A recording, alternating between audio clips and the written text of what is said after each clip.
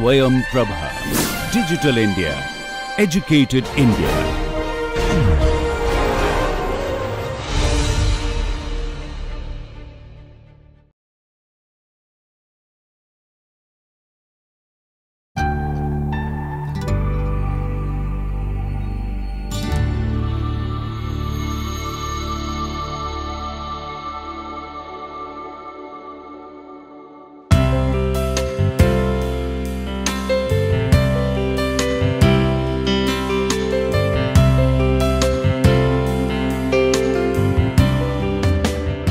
Dear participants, welcome to the second week and the third module.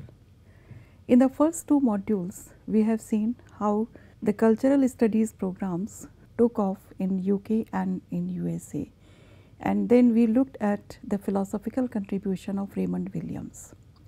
In the works of Raymond Williams, we have seen how the idea of culture as being a monolithic entity was continuously challenged, and he paved the way for an academic climate which was more receptive for the postmodernist interpretations of literary texts. In the same way, we find that Stuart Hall's contribution furthered this legacy of the New Left. Stuart Hall is also a leading cultural theorist, activist, and primarily a sociologist who is widely acknowledged as godfather of multiculturalism. He was born in Jamaica in a colonial West Indies, and then this particular idea of belonging to a particular culture did leave its impact on his works. Along with Hogarth and Williams, he is also a founding figure of the British cultural studies. He had started New Left Review in the 1950s and had joined the Birmingham Center of Contemporary Cultural Studies in 1964 at the behest of Hogarth. He took over from Hogarth in 1968 as the director of this center and continued to remain in this position till 1979, when he left to become a professor of sociology in the UK Open University, where he remained till his retirement.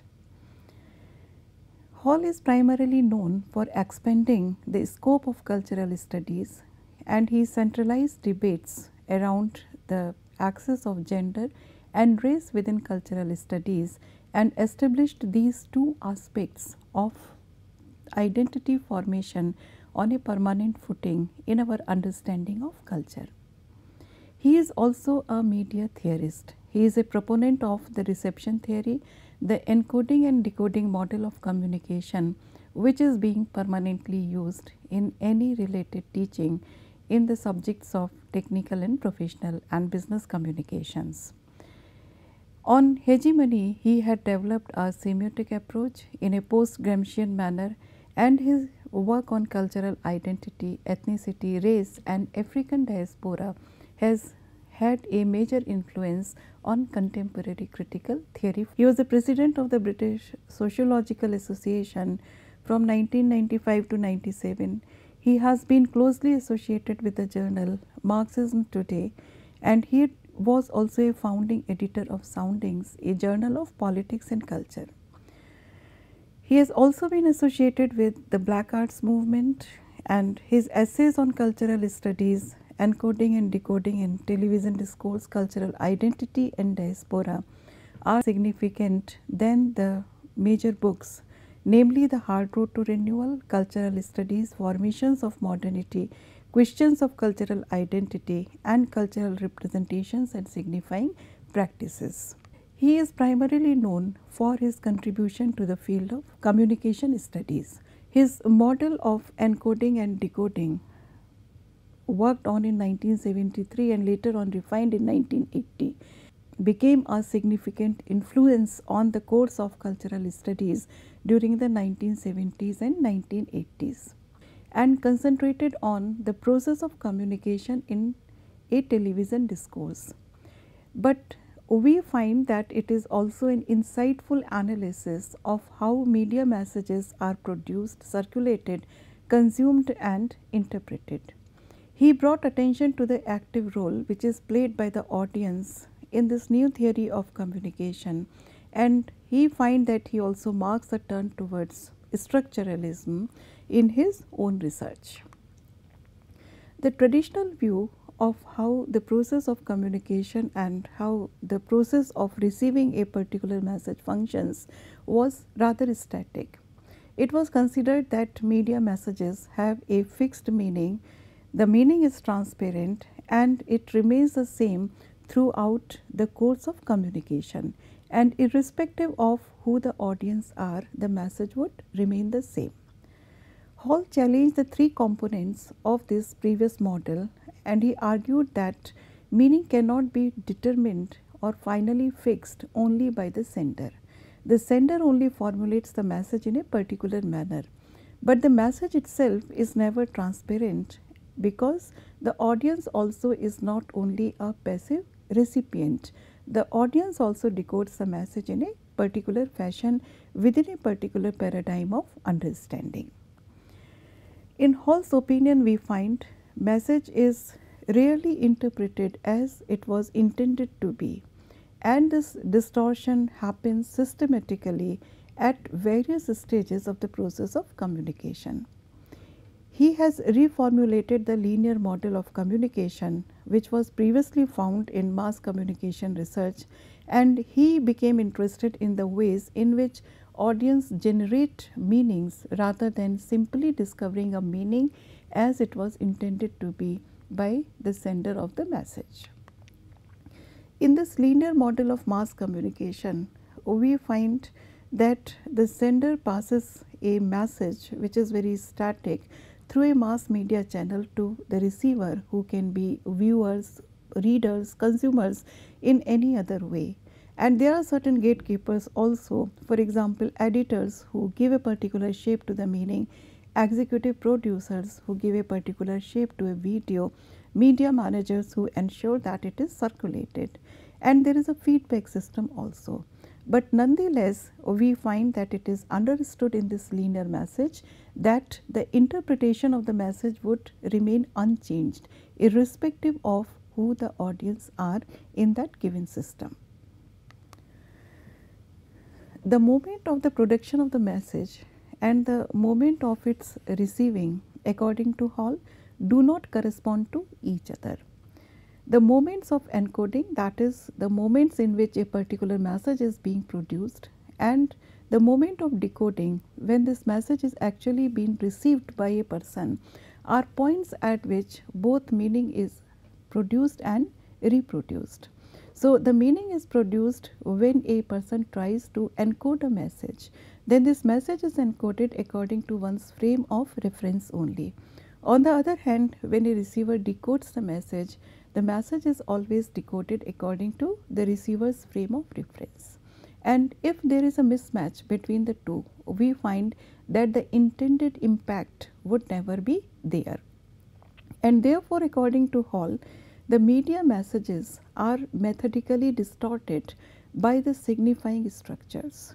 The signifying structures of language, for example, other cultural connotations through which this message operates, and the social relations also between producer and the consumer. So, according to Hall, it is the signifying structures and the social relations which normally generate distortions of the message, and the intended effect does not take place. By the signifying structures, he meant the different levels at which language is interpreted. Not only at a lexical level, the connotations within a particular culture are different, even though the sender and the recipient might be using the same language.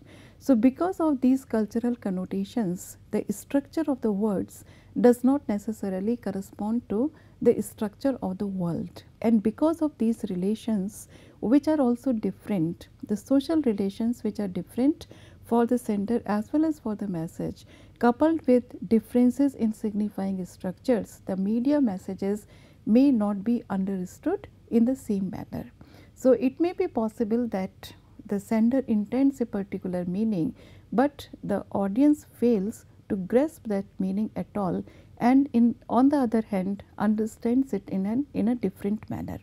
So, the frames of references for the sender with encoding the message and for the receiver while decoding the message are absolutely different.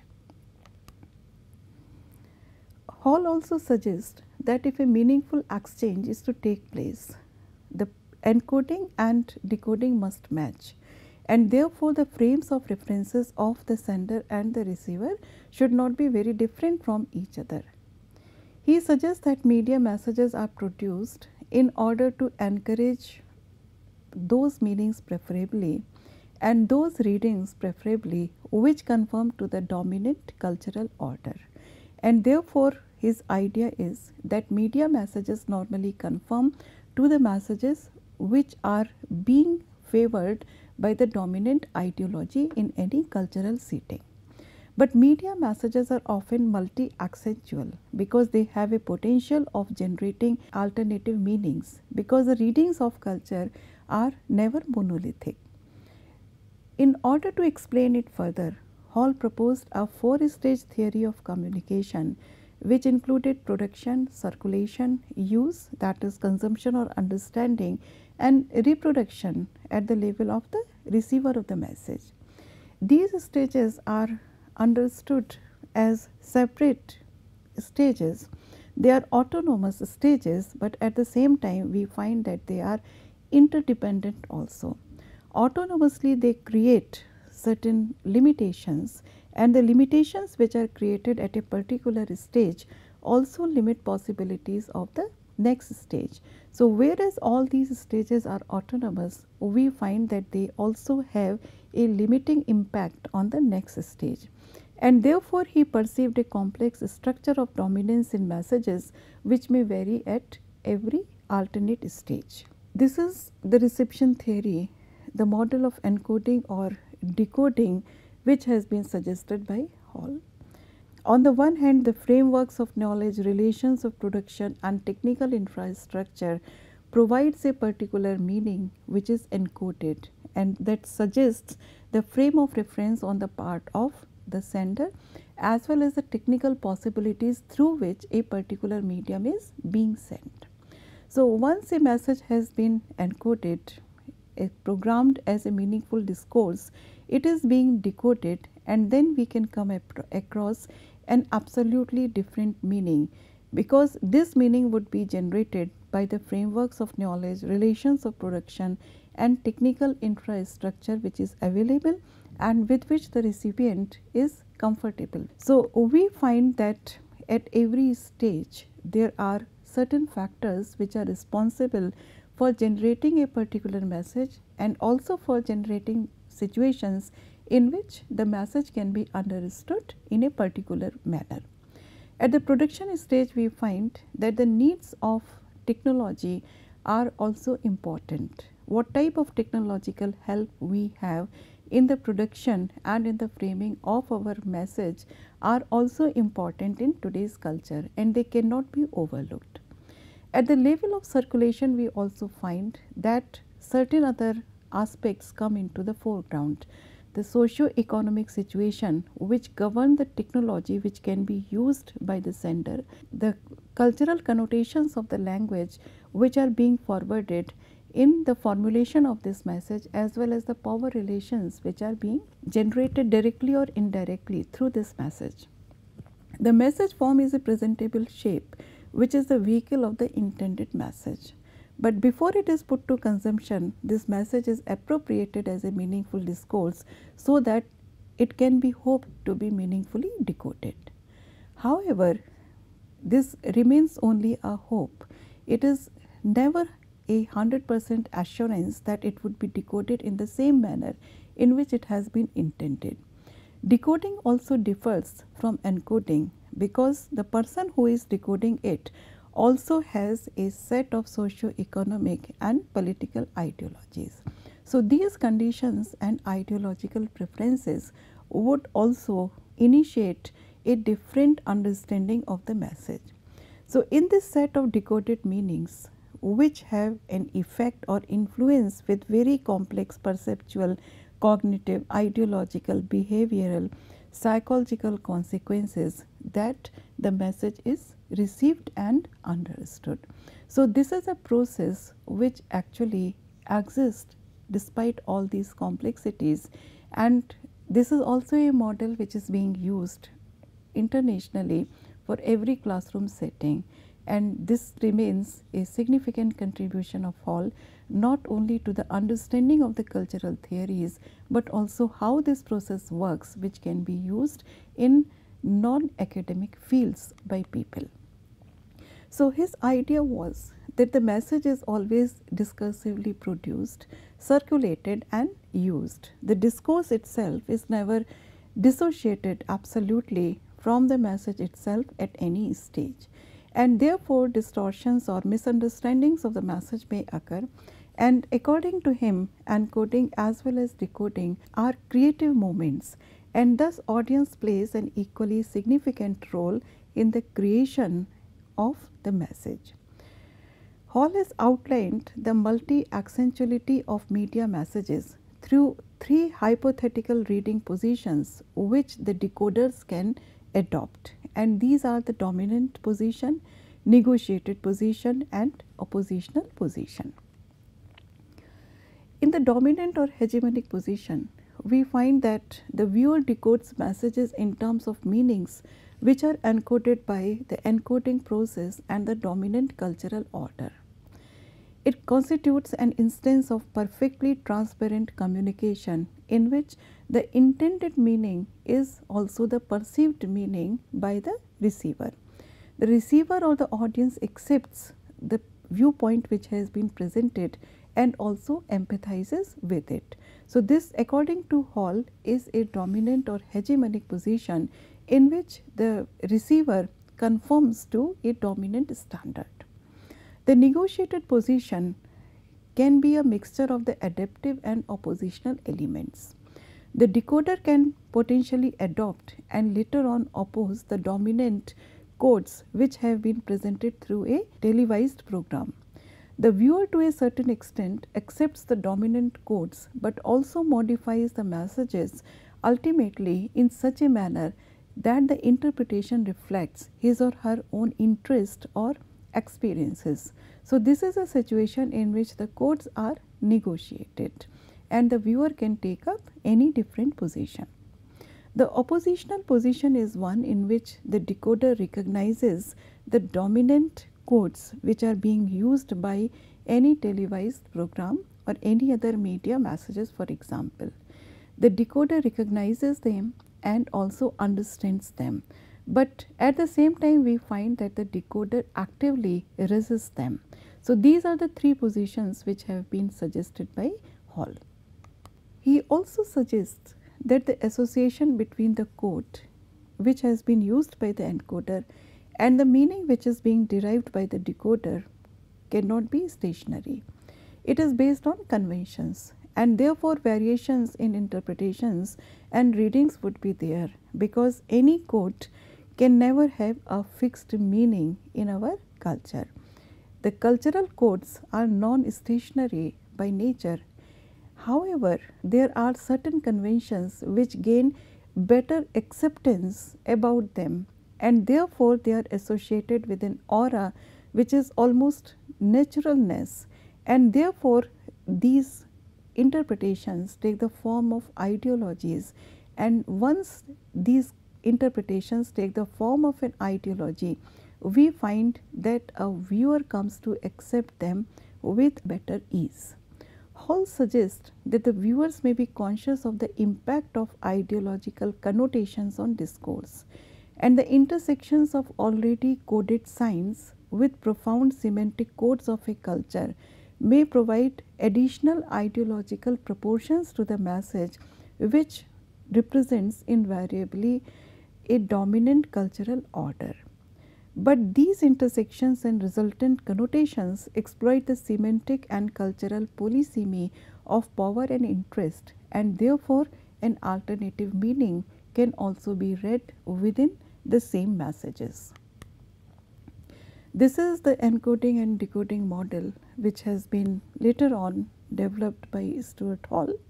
So, in this model we find that all these possible meanings in which an alternative meaning can be read and generated, as well as the constraints which are there for the intended interpretation of the message, and the manner in which it can never be exactly accepted by the audience are pointed out.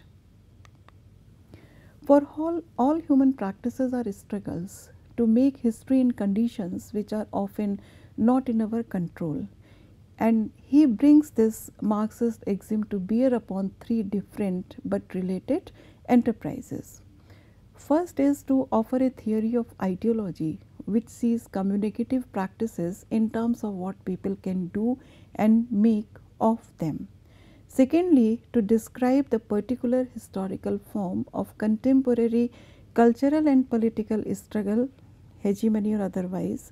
And thirdly, to define a Marxism without guarantees by rethinking conjunctural nature of society. And he connects theory and writing to praxis also. Hall has also significantly written about culture and ideology. Culture for Hall is not the tastes which have been authenticated by the elite of the group, but rather they are the experiences which are lived, experiences interpreted, and experiences defined. So, it is actually the lived experiences of the people which formulate culture. This dittos the interpretation of Raymond Williams also, but we find that Hall takes it a step further by accommodating the readings of gender and race also as a part of cultural studies discipline. So, culture for him is a critical site of social action and intervention, where power relations are both established and also potentially unsettled. It is never merely a set of practice, technologies or messages, objects whose meaning and identities can be guaranteed either by their origin or by their intrinsic essence. According to him, there is always a diversity of meaning and a diversity of signifying practices within which texts are not only produced and circulated, but they are also interpreted, and therefore a quest for original or true meaning of a text is at best illusory. So, he designates cultural practices as signifying practices. Ideology, according to him, is articulated in language and it is also articulated through language. However, it is not equivalent to it. Ideological practices are not engraved with their politics, as social identities are not inscribed with their ideologies. They are articulated and then re-articulated. So, Hall views culture and ideology as sites of perennial contestation and struggle. He interestingly avoids any direct Marxist approach when he tries to define identity, and also he does not look at this word identity as being a pejorative one, as it is normally viewed by several Marxist critics. And he says, by ideology, I mean the mental frameworks, the languages, the concepts, categories, imagery of thought, and the systems of representation, which different classes and social groups deploy in order to make sense of, figure out, and render intelligible the way society works. So, we find that this particular definition, which he had propounded at a later stage of his life, does not have any direct Marxist approach. Rather, he has talked about culture and ideology as being products of one's lived experiences. In addition to these contributions, we find that Hall is also primarily known for his work on ethnicity and race, and he is a critic who is always credited for initiating the discipline of multicultural studies. Henry Gates has termed him as a leading theorist of Black Britain. We find that he had been taking multiple positions as far as his critical understandings and critical works are created. He has been a black diasporic figure himself in his life, a race theorist, a leading figure in cultural studies and the New Left, and he is also a theorist of media who has propagated his reception theory. In her introduction to Understanding Stuart Hall, Helen Davis writes that he did not begin his work with considerations of ethnicity and race. His has been a long journey of self-discovery, and his own life and his beginnings in as a non-white person are also a true indication of the sufferings he had to go through in his own life. James Proctor understands his race identity simply in terms of origins. Hall's Caribbean lineage and childhood forms his intellectual preoccupation with class, race and identity politics. Hall himself has commented that his childhood did have a bearing on his thought patterns. Hall's theories developed out of his negotiations with debates on race, ethnicity and diaspora, emerging out of Caribbean and Britain as he witnessed them during the 1960s and also beyond this troubled decade. He also felt a certain solidarity and oneness with the second generation of Black Britons, and he points out to the emergence of a Black identity within a particular historical moment. And he says, the fact is Black has never been just there either. It has always been an unstable identity, physically, culturally and politically. It too is a narrative, a story, a history, something constructed, told, spoken, not simply found. Black is an identity which had to be learned and could only be learned in a certain moment. In this definition, we find that he does not equate race with any monolithic experiences either. According to him, race also is an unstable identity because psychically and culturally and politically it cannot be put under certain constrictions which may be universally accepted. So, this is something which happens in a given moment. This is not something which is always there independent of other facts of history, culture and social forces. Hall's sense of his race identity arises out of multiple identifications as a West Indian, an immigrant and as Black. So, in his work we can see a rediscovery of being Black and what it meant in a Western country. 1980s onwards, he became involved with the third generation of Black and Asian artists, photographers and filmmakers, and suggests that his ideas on representation, difference and new ethnicities arose out of this encounter. He says that he had been writing about identity, whereas these people of third generation were practicing it on an everyday basis, and these encounters made him more alert to the way artistic work is an exploratory space in which ideas work themselves out. He also suggests that identity is formed at the unstable point where the unspeakable stories of subjectivity meet the narratives of a history of a culture. A significant contribution of Hall towards the understanding of race is his idea that there is a certain internality of race in all social processes. He does not work on race and ethnicity as a kind of subcategory. Rather, he looks at how the whole social formation has been racialized. In his writings on race, we can look at three different phases. His early engagement with the new immigrant West Indian communities and the emerging second generation.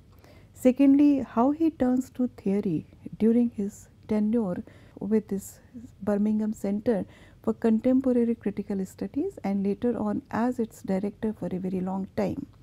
And another cultural turn from the mid 1980s, which was a result of his association with the third generation of the Blacks and Asian migrants.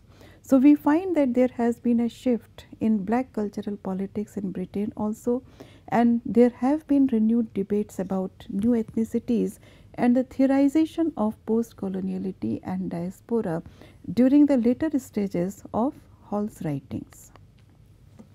Along with class and gender, we find that to Hall, race is a major concept of classification. He calls race a discursive practice, a floating signifier. The meaning of race is always relational, and it is also continuously subject to redefinitions in different cultures and also at different moments. The word race cannot be defined in any static manner. In any culture, it would always have different connotations, and within a same culture also, we find that at different moments, these connotations may be different. In his publications, The Young Englanders in 1967 and Black Britons in 1970, Hall has explored the conditions and experiences of the newly arrived settlers and their place in a post-colonial setup.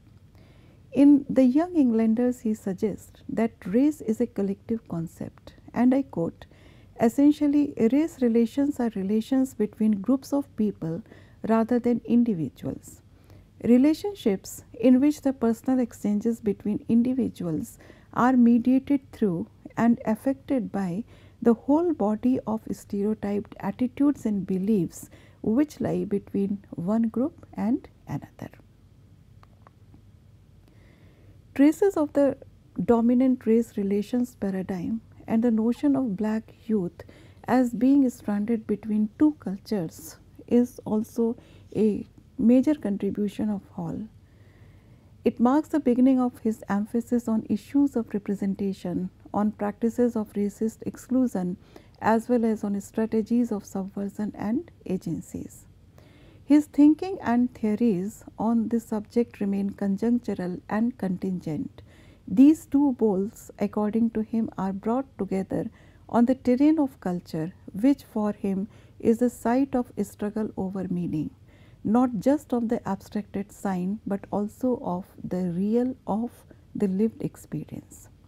So we find that Hall has emphasized on the internality of race in all social processes, and also simultaneously he has looked at it as a lens through which he could explore broader structures. Hall has also tackled myriad meanings which are associated with race and how these meanings functions at particular sites of power in Gramsci's Relevance for the Study of Race and Ethnicity, which came out in 1986. In another speech in 1996, he says that race is more like a language than it's like the way in which we are biologically constituted. So these definitions suggest that there is an interconnectedness in his approach, and at the same time there is a continuous growth in his perspective, which tells us that he was able to keep pace with the changes in contemporary world. There have been severe criticisms also of Hall's ideas about race. It is said that he gives importance to the textual and the abstract over the actual lived experiences and reality. It is also said that in him there is a tendency to romanticize black struggle because of his actual distance from the black community. However, we find that Hall has focused on the themes of race, youth and crime, which were continuously changing over a passage of time. In his Policing the Crisis, Mugging the State and Law and Order, he has focused on this issue of mugging and what is the moral panic which is associated with this idea, how the subcultures can be formed, how the new black communities are being formed, and at the same time he has talked about the intellectual influence of Althusser and Gramsci. He has written extensively on the issues of race, ethnicity, post-coloniality and diaspora in the late 1980s and in early 1990s also. So 2 decades after his new ethnicities intervention, Hall also wrote about the issue of asylum, racialization of new migrant communities and of multiculturalism, rise of new forms of global imperialism, war on terror, and the re-emergence of religious identities. In his later work, we find a continuity and also a carrying forward of his main contribution to multiculturalism that can be worded simply as distrust of all universalities of culture. He has taken up the issues of power relations, violence, and social inequalities in disrupting the possibilities of the multicultural as an affirmative space of difference in his later work. The depth and complexities of his ideas as a theorist of race and ethnicities have shaped the current critical landscape and drew global attention to issues pertaining to subcultures and genders. We end our discussion of Stuart Hall, and in the next discussion we would take up how the differentiation of high and low culture has become a part of critical discourse. Thank you.